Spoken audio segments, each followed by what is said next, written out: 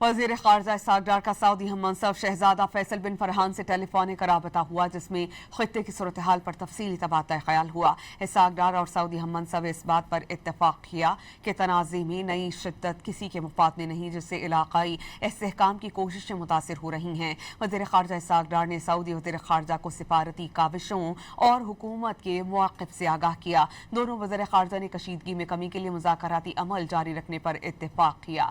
वज़ीर ख़ारजा इसहाक़ डार ने फ़रीक़ैन से ज़्यादा तहम्मुल का मुज़ाहिरा करने की अपील की।